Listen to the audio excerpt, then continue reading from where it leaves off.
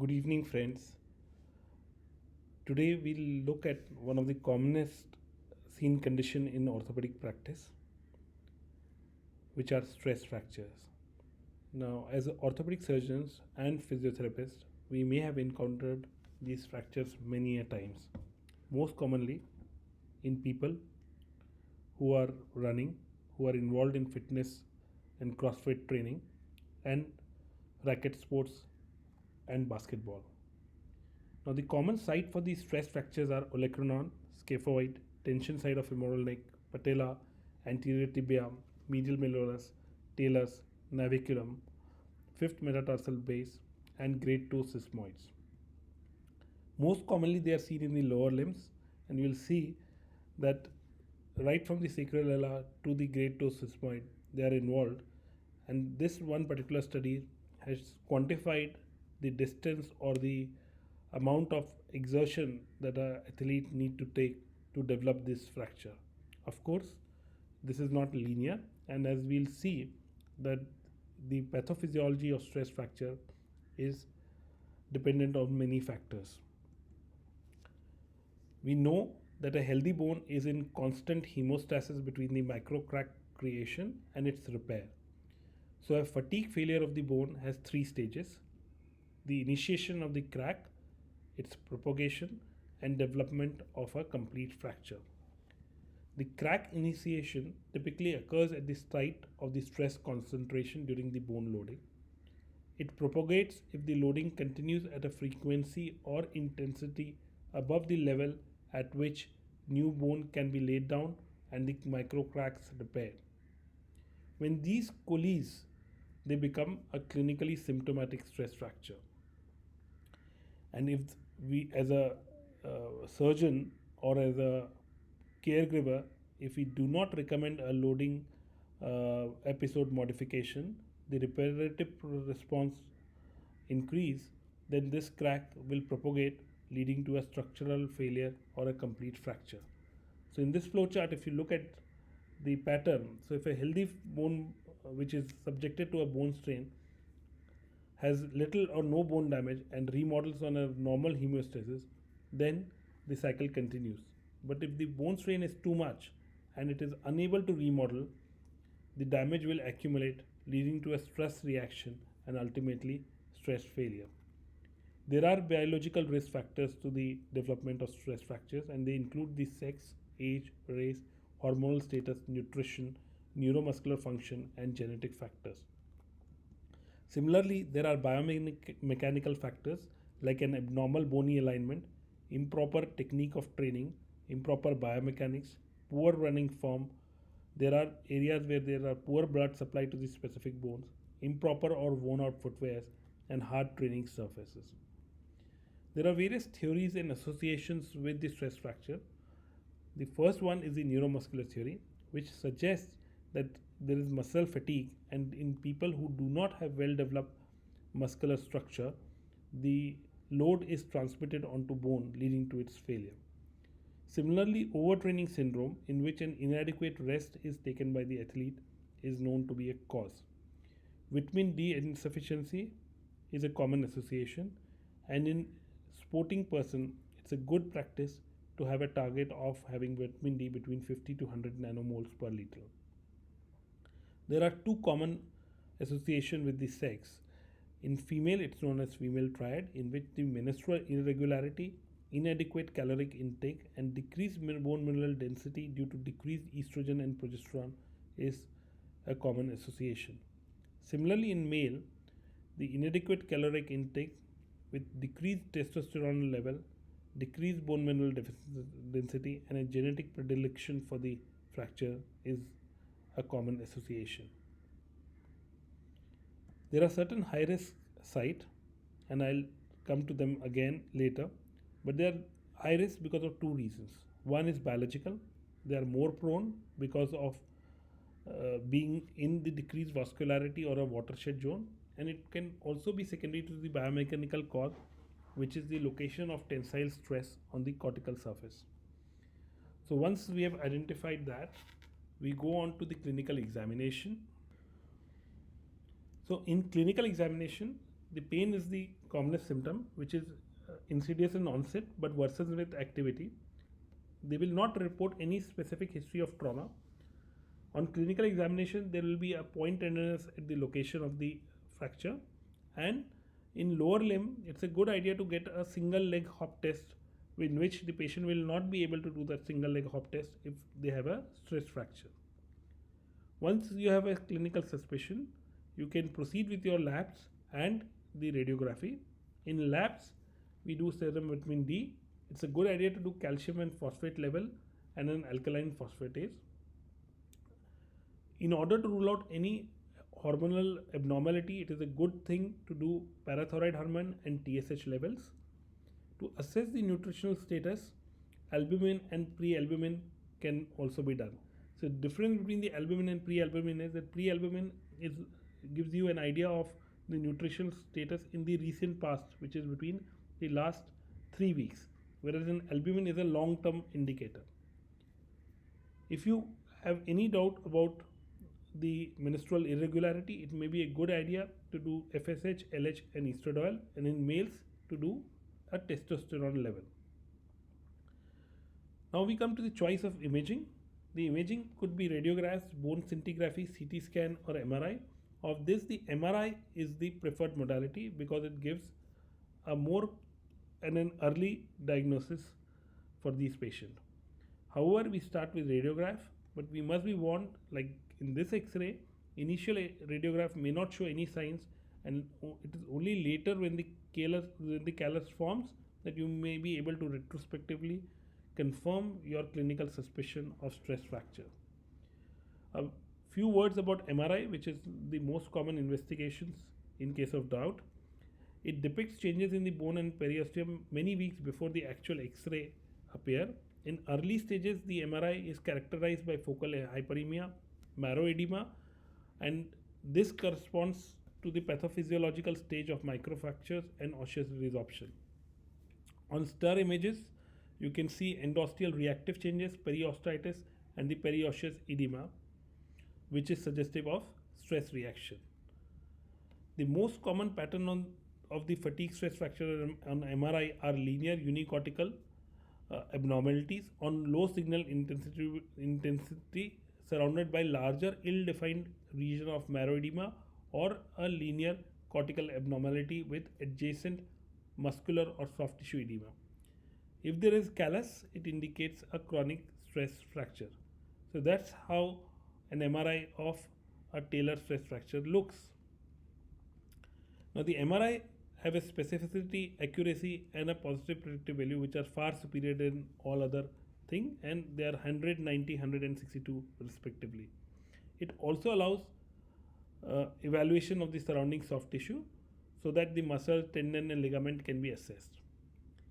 So once you have done an MRI, it's a good idea to grade them, and Kidding and Miller grades are commonly used, and they classify it between 1 to 5 depending on the pain and the radiological finding. The stage 1 has no pain, and on X-ray there is no fracture line. In grade 2 there is pain but no fracture line. In grade 3 a pain is there as well as the non-displaced fracture line is seen on the CT or the MRI and X-ray. Grade 4 is when you have a displaced fracture more than 2 mm, and grade 5 is when there is a non-union. Now coming once again to high risk sites which can result in non-union. Now I have already told that they depend on biological and biomechanical. Biological are ones in which there is a decreased vascularity or are watershed zone, and biomechanical are one where there is a high stress concentration, for example on the femoral neck tension side and medial malleolus. So this is a simple example or a simple table showing the high risk and the low risk fracture site. So in the high risk category, we have got femoral neck, patella, anterior diaphysis of tibia, medial malleolus, talus, tarsal bones, in particular navicular, fifth metatarsal, and the sesamoids of the great toe.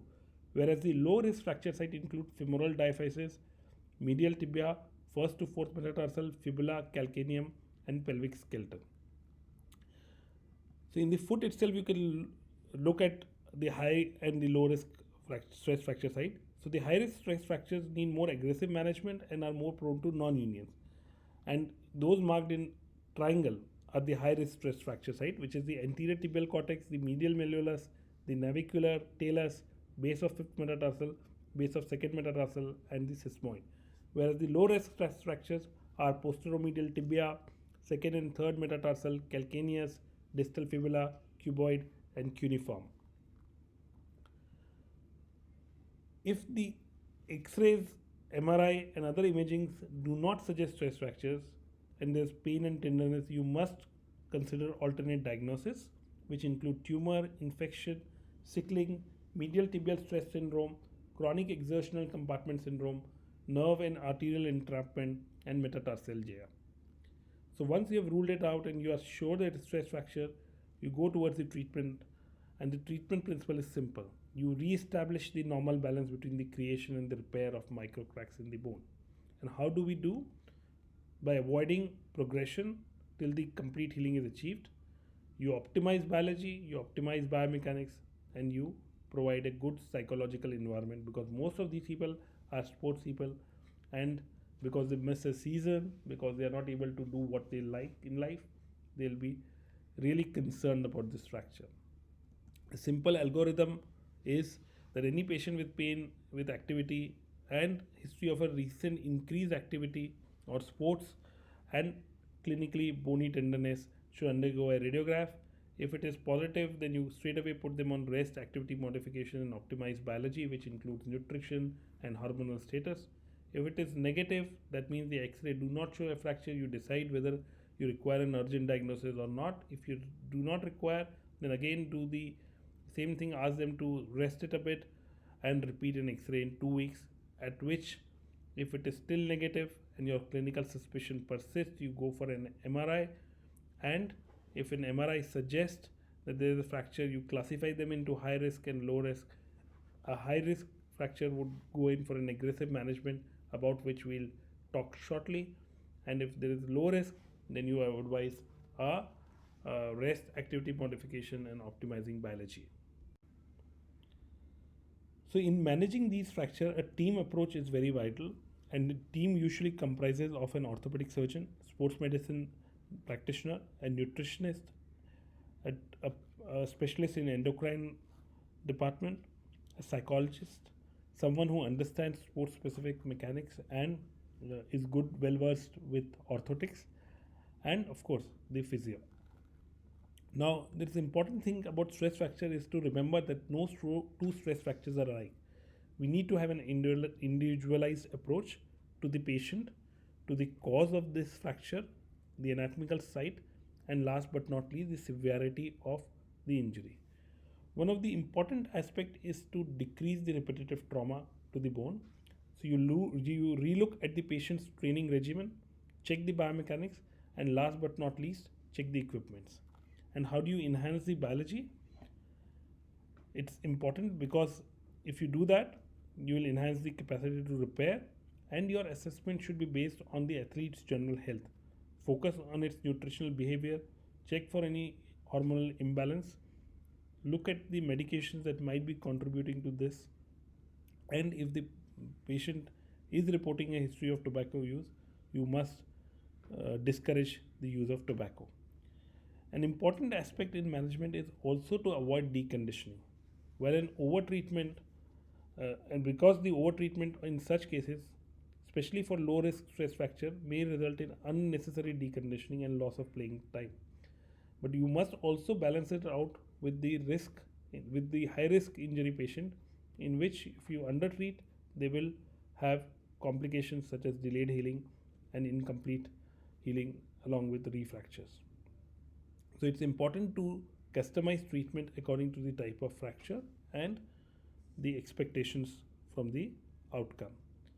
Now, when do you decide on surgery? So typically, a high risk stress fracture with a visible fracture line is a straight case where you will need to think in terms of a surgical intervention.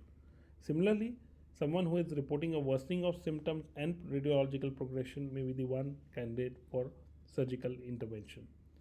On the other hand, an incomplete fracture, which is diagnosed on CT and MRI but in a high risk location, should be treated with a strict non-weight bearing and immobilization.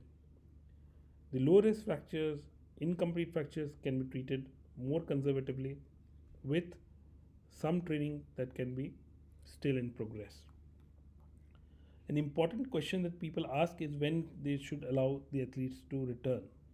This decision is based on patient's compliance, his healing potential, and the risk of fracture propagation. As I said, a low risk site, the athlete can continue to train, whereas the high risk site needs to completely heal prior to return to activity. It's a shared decision between the physician, the trainer, the coach, and the athlete. The time to return varies linearly depending on the severity grade, as I discussed the Kading-Miller classification system. The criteria for return to sport should be the complete resolution of symptom with activities of daily living. There should be a radiographic evidence of healing, no tenderness at the palpation on palpation at the injury site, and the athlete should have been optimized for his nutrition, biomechanics, hormones, and psychological status. This time may vary from 11 to 17 weeks in elite athlete. The training should be progressed slowly.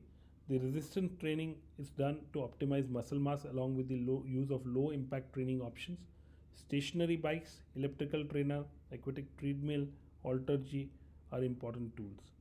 Maintain fitness as land running and participation in the causative activity are gradually increased. As I said, these are the two very important tools in maintaining and avoiding deconditioning, which are the aqua treadmill and halter G.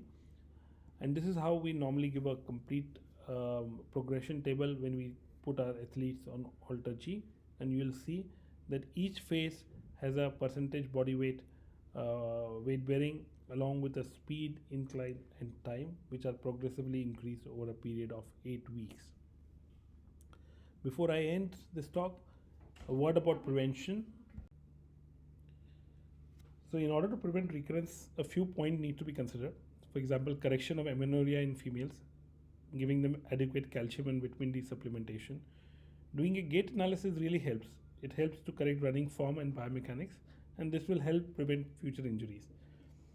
Many places, and we also recommend doing a bone density with body composition evaluation, as it will help pick up certain things which otherwise we would have missed. Appropriate equipment, technique, coaching, nutrition, hormonal status, and optimization of body composition with a balanced lean mass to non-lean mass ratio is important to prevent recurrence. There are devices like cross trainers, alternative training techniques, aquatic treadmills, anti-gravity treadmills, which can help athletes maintain cardiovascular fitness and running form while minimizing ground reaction force to the lower extremity. This all helps in preventing recurrence, and as I said, prevention is clearly better than cure in case of stress fracture. So to conclude this talk, we need to have a 360-degree team approach to managing stress fractures. Both biology and biomechanics are the key to a successful treatment. We must identify an injury site and classify them between low risk and high risk, low grade and high grade, and this will determine the management, which could be aggressive and surgical to a very indolent icing, rest, and elevation. Healing and prevention require optimization of the healing environment, which include athletes' nutritional, hormonal, biomechanical, and psychological status. So I thank you for your attention. The stress fracture is an important topic and a common day-to-day condition, and it is important to diagnose and treat them in a customized fashion. If you have any questions, you are most welcome to ask them.